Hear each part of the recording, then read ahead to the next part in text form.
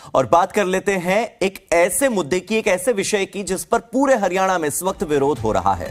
हरियाणा में पंच और sarpanch e tendering का विरोध कर रहे हैं। ई टेंडरिंग पर सीएम मनोहर लाल कह रहे हैं कि आज आईटी के युग में हम जी रहे हैं, जहां हर व्यवस्था ऑनलाइन हो रही है।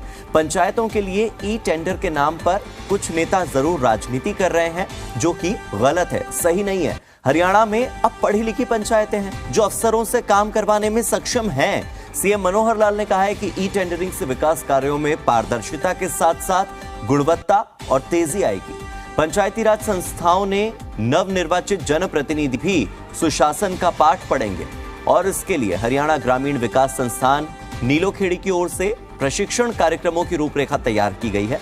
साथ ही मुख्यमंत्री ने कहा कि इस वित्त वर्ष की अंतिम तिमाही के लिए गांवों में विकास कार्यों के लिए पंचायती राज संस्थाओं को 1100 करोड़ रुपए का बजट जारी किया है और इसमें से भी 850 करोड़ सिर्फ पंचायतों को दिया गया है।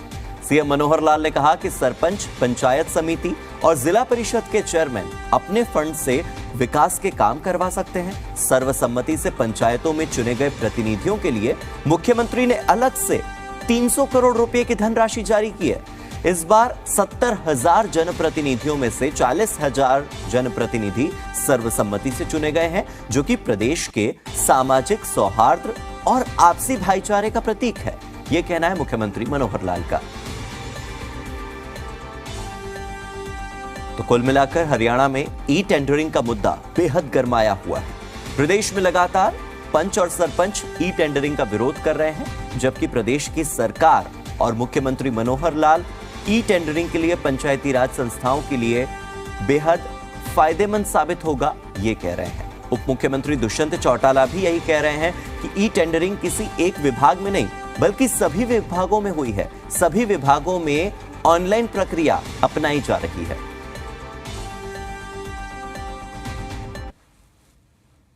का विषय है, उसमें मैं बहुत बार स्पष्ट कर चुका हूं कि हमने इस बार जितनी भी शक्तियां सरपंचों की होती हैं, उनको पहले तो बहुत सीमित शक्तियां होती थी, उनको पूरा बढ़ा दिया है। और अब इस बार से जो स्थानीय निकायों के जितने भी बजट्स होते हैं, जितने उनके फंड्स होते हैं, पहले उसमें कुछ वो उपयोग करते थे, कुछ प्रदेश उपयोग करता था। प्रदेश में डायरेक्टर, सेक्रेटरीज, वहाँ तक फाइलें चलती थी और महीनों महीने बड़े कामों के लिए तो सैंक्शन में लग जाते थे। अब जितना पैसा बजट का उनका है, निश्चित है, उसके परसेंटेज है, मात्रा है, वो पैसा साल के शुरू में ही तय कर दिया जाएगा कि किस किस क्वार्टर में कितना कितना पैसा भेजना है। उतना हम भेजते रहेंगे और सरपंच या पंचायत समिति या जिला परिषद उसके एडमिनिस्ट्रेटिव अप्रूवल वहाँ प्रस्ताव पारित करने के बाद अपने आप देंगे।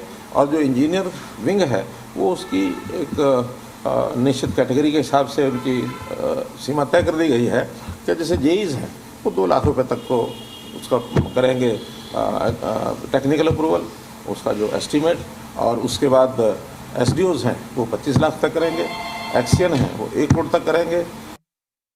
ई टेंडरिंग कोई एक विभाग के अंदर नहीं है, सारे विभागों के अंदर है। बिल्कुल पंचायती राज में एक सिस्टम रहा था जिसमें पहले एडमिनिस्ट्रेटिव अप्रूवल सारे हेड ऑफिस से आते थे। पीछे जब विधायकों से चर्चा हुई, ये निर्णय ले लिया गया कि वो पावर डेलीगेट कर दी जाएगी और एससी लेवल पे ही अब एडमिनिस्ट्रेटिव अप्रूवल आ जाएगी। हरियाणा के अंदर सभी 90 कॉन्स्टिट्यूएंसीज के सभी ग्राम पंचायतों में जो स्टेट फाइनेंस कमीशन का पैसा है वो रिलीज़ कर दिया गया। फॉर एग्जांपल मैं उचाना की बात करूं तो 13 करोड़ 10 लाख रुपया उचाना कॉन्स्टिट्यूएंसी के 66 गाँव में कल रिलीज़ हुई। सरपंच जितने भी हैं मैं उनसे आग्रह करूंगा कि अब आपके हाथ में पावर में यूटिलाइजेशन के लिए पैसा पहली बार आया है, आप यूटिलाइज कर कर देखें।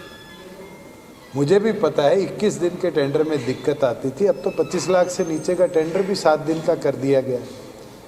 लगभग जितने कॉन्ट्रैक्टर्स थे वो भी हरियाणा इंजीनियरिंग वर्क्स पोर्टल पर आ गए। एक बार ट्राई कर कर देखें, अगर इसमें फंड्स यूटिलाइज नहीं होते तो मैं खड़ा हूँ, साथ लग के इस अमाउंट को हम इंक्रीज कर देंगे।